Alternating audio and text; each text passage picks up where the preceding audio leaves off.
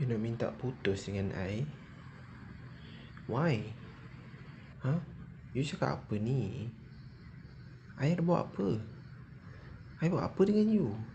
Tak, semalam kita jumpa, literally you okay je dengan I ada buat apa?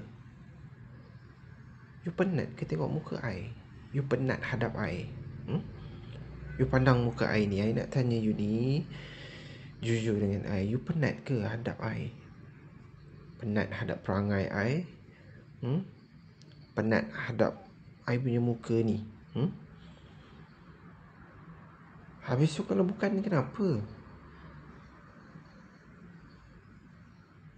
Like for no reason you nak break dengan I.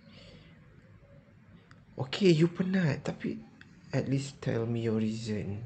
Why? So that I faham. You cakap no reason, tapi you nak break. You cakap you penat. Penat dengan apa?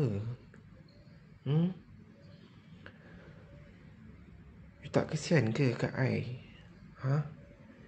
You tahu tak, I kalau tak ada you macam mana kan? You nak kan jadi gila? Yes, I boleh jadi gila kalau tak ada you.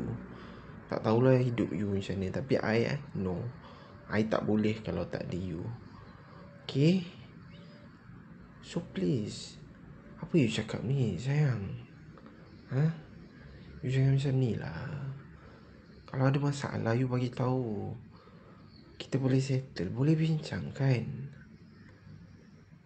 You suddenly macam ni je, then benda yang I tak tahu macam mana I nak settlekan benda tu. Kalau you ada masalah,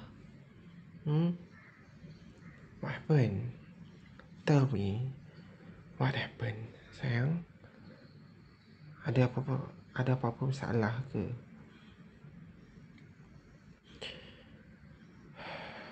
Kenapa you diam je? You minta putus and then suddenly you diam macam ni. You expect I nak buat apa? I tak boleh baca fikiran you sayang. I tak boleh baca apa dalam hati you. You faham tak? Kalau you diam macam ni, I tak tahu nak buat apa.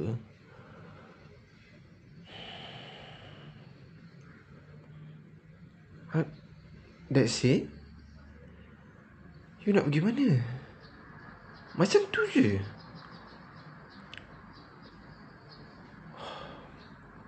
Okay, I tak paksa you. Okay, I tak push you.